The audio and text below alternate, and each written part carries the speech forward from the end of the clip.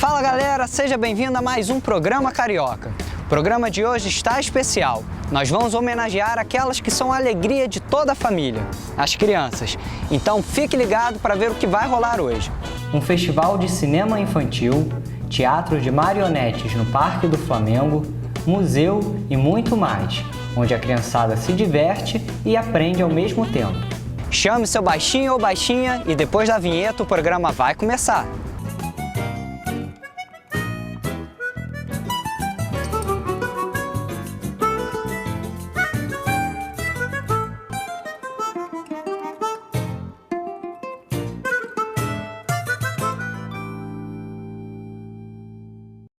A primeira matéria de hoje vai mostrar crianças produzindo filmes para elas mesmas. É isso mesmo, confira só. Cinema e criança, combinação perfeita. Melhor ainda se for no FICE, o Festival Internacional de Cinema Infantil. De 12 a 21 de setembro, crianças do Rio de Janeiro e Niterói puderam assistir mais de 100 filmes selecionados especialmente para elas na principal mostra de cinema infantil do Brasil. O festival recebeu famílias e turmas de escolas. As crianças assistiram filmes e logo após puderam saber um pouco mais sobre ele com um especialista em cinema. A importância do FICE para mim, além de mostrar uma boa quantidade de filmes interessantes, é despertar nas crianças, né, esse gosto por cinema. E além disso, a seleção, o que eu acho mais legal quando eu estava vendo a seleção dos filmes é que não é um filme, não é seleção especificamente de filmes infantis mesmo, ou para criancinhas mesmo. Ele tem uma gama muito ampla de temas, tem filmes que poderiam estar em mostras de cinemas, digamos, normais ou para adultos, filmes que podem até ser considerados filmes de arte estão aí também.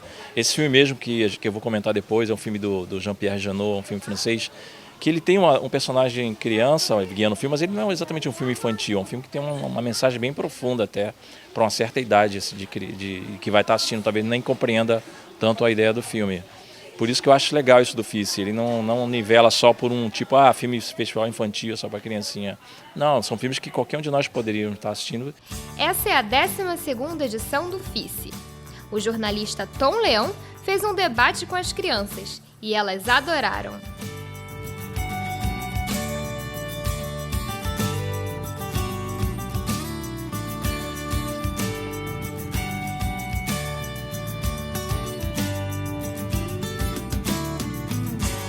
Esse filme ele tem o seguinte, a história dele, que para enganar, né, é do menino cientista que ganhou um prêmio, ninguém sabe que ele era criança e acha que ele é um adulto. Mas na verdade, a história, o base do filme mesmo, o âmago, é um conflito que o menino tem, né, porque ele se acha culpado de ter matado o irmão e ao mesmo tempo a família dele está longe dele, ele é deslocado na família, ele não se acha querido pelo pai. Então dentro da jornada dele, isso é que vai sendo alinhado assim para no final. O filme, na verdade, é um filme de família e a história mesmo é juntar o menino de volta com a família dele. Segundo Lígia Paiva, que é monitora do FICE há 6 anos, o sucesso do festival não poderia ser diferente. As crianças estão adorando o festival, saem daqui querendo voltar, tem mais filme, vou voltar. As professoras estão se adaptando muito bem a essas propostas pedagógicas que a gente faz no site do festival. Algumas já vêm até com propostas da escola. Mas as crianças estão adorando os filmes, gostaram de todos. Alguns são que já passaram ano passado, mas essa sessão, por exemplo, do Pequeno Jornalista, é uma novidade para elas e elas adoram, porque normalmente nunca viram, algumas nem nunca vieram ao cinema, então estão gostando muito.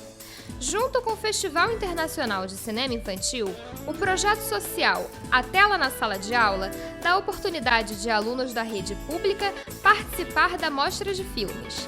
É uma forma de educar e divertir crianças que, em alguns casos, nunca entrou em uma sala de aula. Gisele Félix era uma das professoras que estava acompanhando as crianças de uma escola.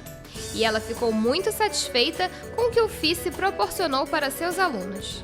Só o fato de entrar no cinema, de prestar atenção num filme mais longo e depois o jornalista conversando sobre a linguagem do cinema com eles, as coisas que eles prestaram atenção, apesar deles ainda serem pequenininhos, eu acho que tem que começar desde aí aos pouquinhos para quando eles forem mais velhos serem uma plateia crítica e talvez até realizadores, né? Quem sabe?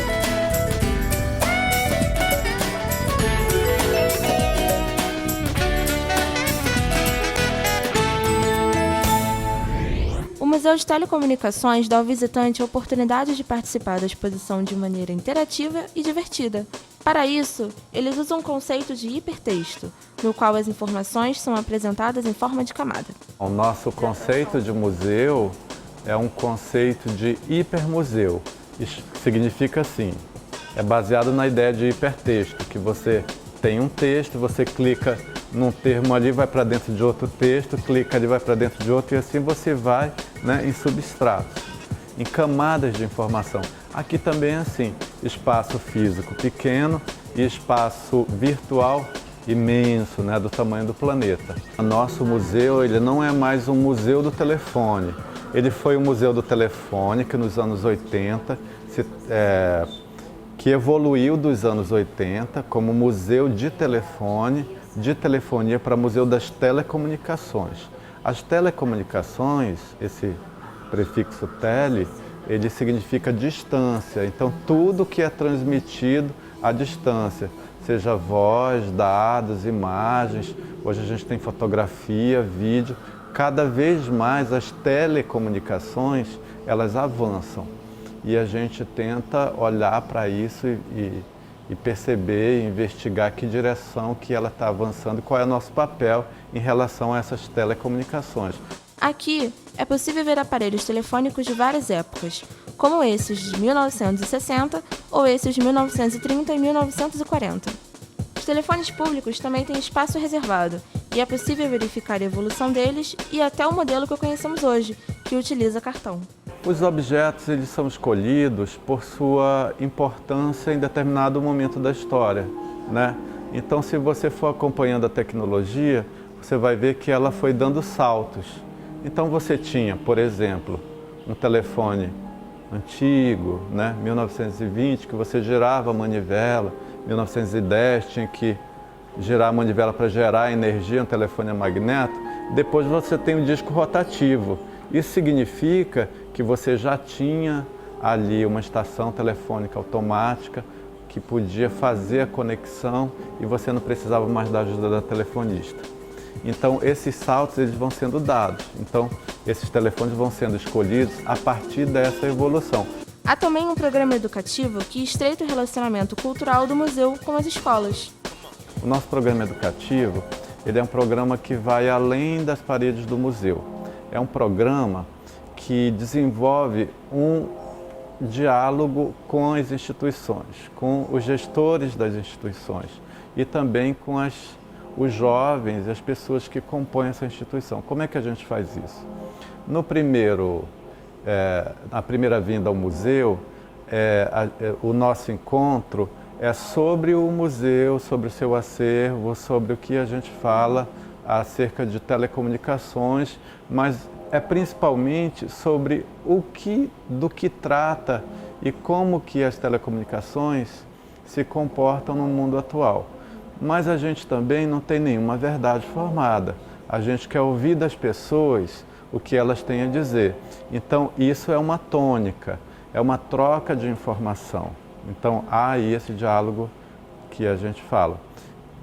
A gente tem um programa continuado com professores que a gente também começou a fazer visitas nas instituições para ir até lá e aprender com eles o que eles têm para dizer, para falar das suas próprias instituições. Então, eles nos visitam e a gente visita. Ao final do ano, a gente apresenta trabalhos, escritos, coisas que foram desenvolvidas em conjunto. A gente faz um dia no teatro e a gente chama as instituições que visitaram durante o ano e a gente faz essa apresentação. Em contrapartida do conceito de museu e de conteúdo histórico, aqui você aprende, interage e se diverte, tudo com muita tecnologia. Quer visitar o Museu de Telecomunicações? Ele fica localizado na Rua 2 de Dezembro, no número 63, no Flamengo. Aberto de terça-feira a domingo, de 11 da manhã às 5 da tarde. A classificação é livre e a entrada é gratuita.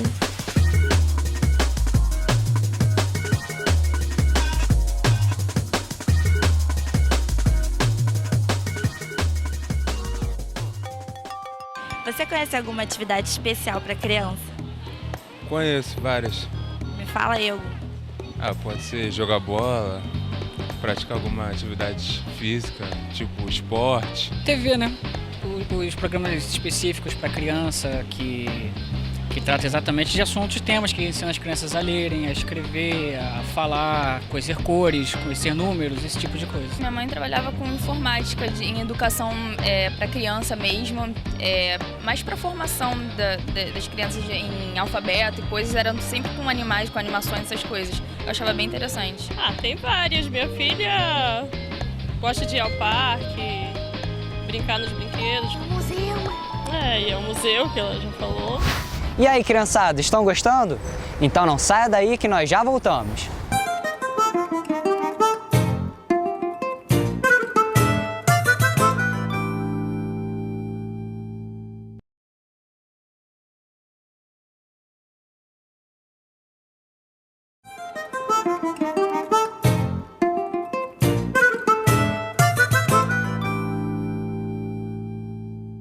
Estamos de volta e agora iremos acompanhar como é feito um teatro de fantoches.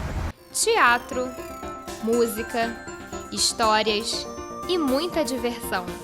A mostra Os Bonecos no Parque, realizada no Teatro Municipal de Marionetes Carlos Werneck de Carvalho, no Parque do Flamengo, vem trazendo muita alegria às crianças do Rio de Janeiro. Bom dia! Bom dia! Bem-vindos mais uma vez a esse evento lindo, Bonecos no Parque. O projeto acontece desde janeiro e vai até outubro, com o apoio da Prefeitura.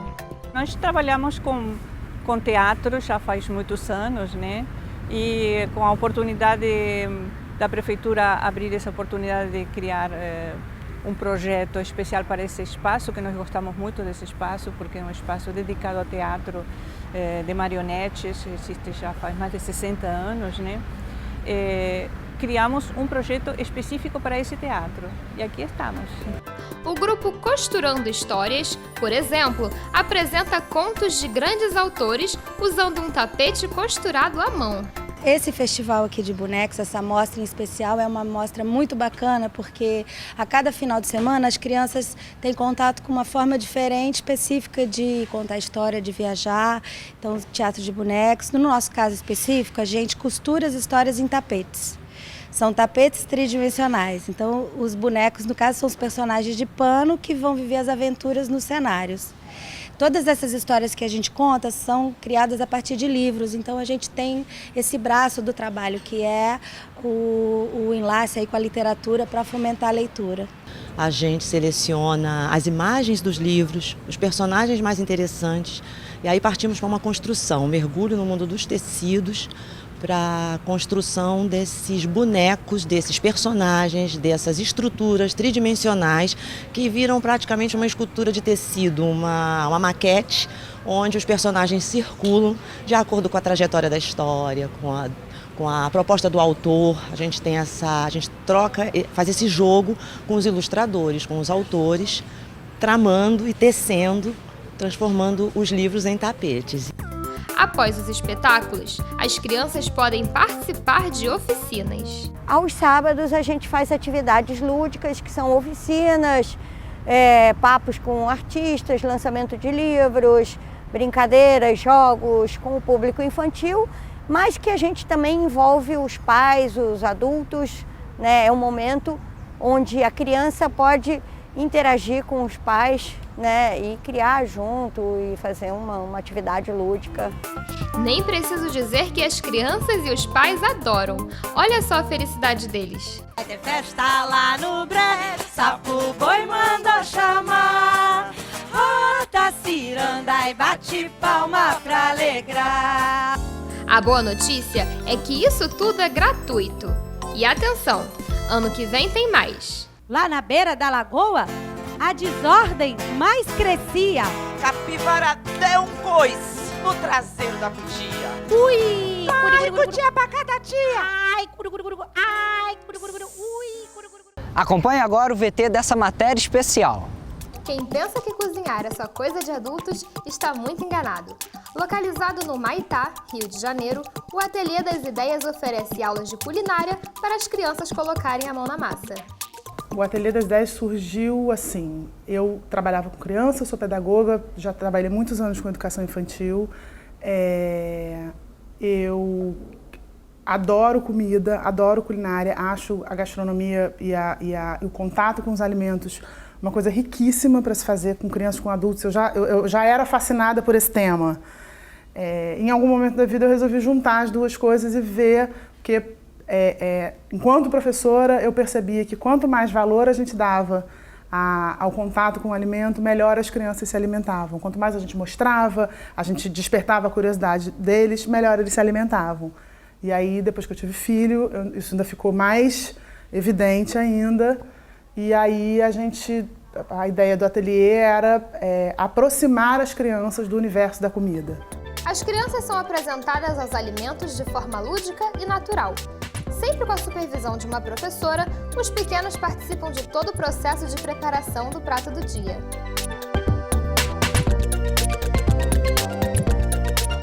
De grandes vilões, legumes e verduras são transformados em amigos das crianças em uma aula de culinária como essa. A primeira coisa que a gente faz é que o legume e a verdura, ele vira um assunto tanto quanto a carne, o macarrão, o ovo e a batata. Entendeu? Ele não é uma coisa para ser... Porque a gente é que ensina para as crianças que o espinafre é verde e que o verde é meio esquisito. É a gente que ensina para eles. É a gente que quando vai dar já meio com medo. É verde, acho que ele não vai gostar, acho que não sei o quê. E as crianças percebem, né? Bebê percebe isso. Então, assim, a gente trata, é uma banana, uma maçã, do mesmo jeito que é uma barra de chocolate. A professora do curso Verusca e a aluna Júlia Monteiro são apaixonadas pelas aulas de culinária. Eu adoro as aulas aqui, porque aqui nós aprendemos a fazer as comidas que nós mais gostamos e também a cozinhar e conhecer novos alimentos. É muito gratificante poder trabalhar com esse material tão rico que é a culinária, porque dentro da culinária a gente trabalha tanta coisa, a gente trabalha a linguagem, trabalha a matemática, trabalha com texturas, e isso a gente pode variar de um grupo, né, que é o caso do meu grupo de crianças de 4 anos até um adolescente de 16. Além da questão da alimentação, a gente trabalha com a questão da integração também. Então, eles chegam às vezes pra gente não querendo experimentar, não querendo colocar a mão, só querendo fazer a receita mesmo e no final não querem experimentar. E hoje em dia a gente tem um grupo que participa da produção, experimenta e quer levar para casa essa produção. Então é muito bacana mesmo. Melhor que preparar é se deliciar com a receita pronta.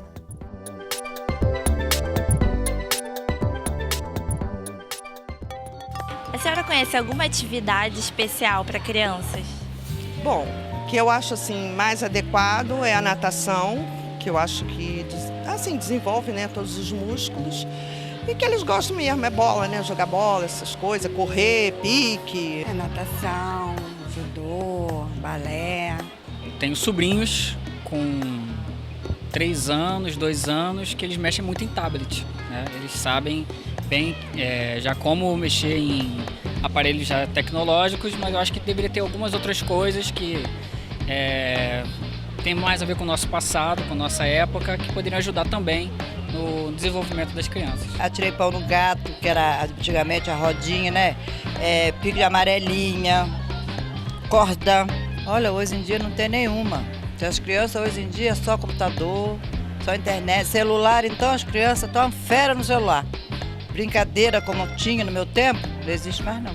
Sair de casa, pegar uma bola, soltar uma pipa, interagir com pessoas, né? É mais do que simplesmente ficar na frente de um celular, de um tablet, de uma TV. Eu acho que devia ter outras, tipo, o governo se preocupar mais com isso, com nossos jovens, porque acho que eles olham muito mais pro lado deles e esquecem às vezes das crianças que são o futuro da nação. Então não troque de canal para não perder o nosso último bloco.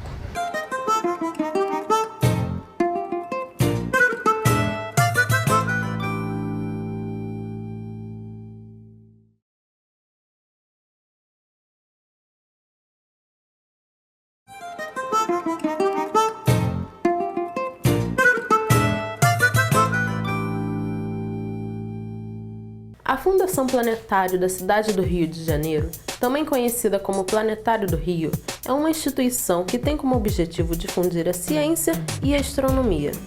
Criada em 1970, o planetário tem uma área de 16 mil metros quadrados e conta com uma biblioteca, teatro, auditórios e 2 cúpulas de projeções. A primeira é a Cúpula Galileu Galilei, que projeta cerca de 6 mil estrelas. A segunda e mais moderna é a Carl Sagan, capaz de projetar cerca de 9 mil estrelas.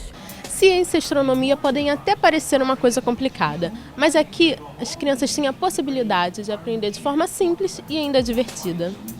O astrônomo Bruno Mendonça explica que as atividades desenvolvidas para as crianças são feitas principalmente com base no currículo escolar. O público infantil, ele é um público que, em princípio, se a gente fosse tratar, por exemplo, assim, do que a gente tem hoje de material, ele é um público que não tinha algo totalmente direcionado para ele. Ele pode usufruir do planetário como um todo, mas ele não tinha sido pensado efetivamente como público-alvo. Isso é algo que está mudando. Por exemplo, no mês que vem a gente está estreando uma atividade educativa voltada para a faixa de 3 a 7 anos. E aí, de novo, a gente recorre ao conteúdo pedagógico que é passado, porque pressupomos que existem pessoas que estudam isso e que criam esses currículos e sabem o momento certo de inserir determinado conteúdo de astronomia. Partindo dessa premissa, a gente pega esses conteúdos e trabalha de forma lúdica com as crianças. Então vai ser muito utilizada a linguagem artística, tanto música quanto artes cênicas, artes plásticas. A gente vai utilizar recursos desses para poder atingir mais diretamente essas crianças mais novas que inicialmente não tinham uma atividade diretamente relacionada a elas. Mas não pense que as atividades são feitas somente para os baixinhos, não. As crianças um pouco mais velhas, acima de 8 anos, o museu ele já é diretamente voltado para essa faixa. Claro que existem temas que são mais profundos e aí a pessoa tem que estar numa outra fase da vida dela, já tem que conhecer um pouco mais de física e tudo mais. Então, nós temos monitores, pessoas capacitadas, os próprios astrônomos, para direcionar o conteúdo e adequar a linguagem para que todo mundo consiga sair daqui com um pouco mais de conhecimento do que chegou. Uma das atividades preferidas da criançada são os 60 experimentos que compõem o Museu do Universo, onde elas podem brincar e ao mesmo tempo aprender. Porém, as sessões de cúpulas, sem dúvidas, são as que deixam elas mais entusiasmadas. A sessão de cúpula é algo que assim, encanta toda a faixa etária, não interessa. Quem nunca assistiu, sentou numa cúpula de planetário, escureceu, viu o céu ser projetado. Geralmente existe um de fundo assim. Quando não tem, a gente até estranha, vai ver se as pessoas estão vivas ainda e tudo mais. Porque isso é um diferencial de qualquer cúpula de planetário e as nossas não são diferentes. As sessões de cúpulas funcionam de terças às sextas-feiras, atendendo escolas públicas e particulares. Aos sábados e domingos são abertas ao público geral. O programa de hoje foi gravado na Lagoa Rodrigo de Freitas. A Lagoa Rodrigo de Freitas foi inicialmente planejada para as festas do centenário da Independência. Com quase 8 quilômetros de perímetro, a lagoa abriga uma grande área verde dedicada ao lazer, esportes e atividades culturais. Espero que vocês tenham gostado do programa de hoje e nos vemos mês que vem. Tchau!